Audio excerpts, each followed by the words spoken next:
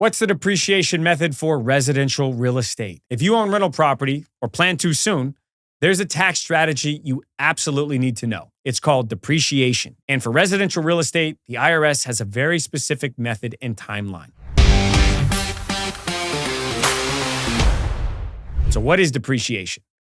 Well, depreciation is a non-cash tax deduction that lets you write off the cost of your building over time, even though your property may be increasing in value. The IRS lets you take a paper loss every year. This lowers your taxable income and boosts your cash flow. The method used is the MACRS straight line method.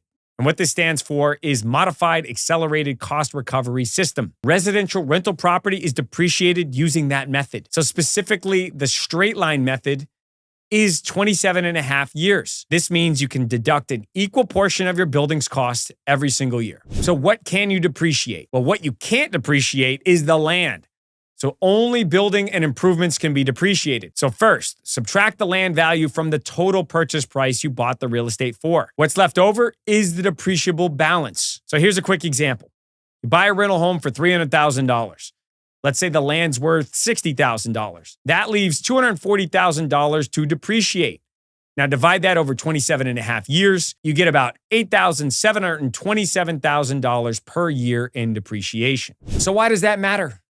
Well, the $8,727 a year gets deducted from your rental income every single year you generate cash flow. So even if it's not an actual expense, you're able to write it off.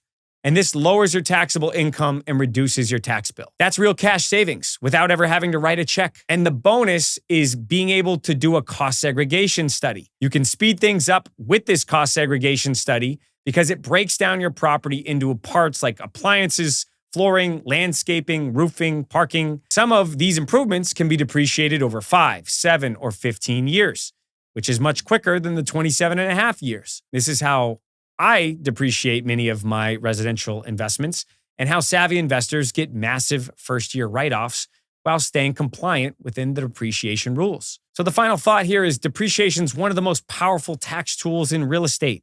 For residential rentals, remember, the straight line method is 27.5 years. You can use it to your advantage. It keeps more of your cash flow in your pocket so you're not paying tax each year, and you get to compound your cash flow by reinvesting it. The IRS wants you to use it. When you sell your property, you're going to be taxed on it anyway because they are assuming that you use the standard deduction of your depreciation and you're going to have to pay recapture on it when you sell the asset.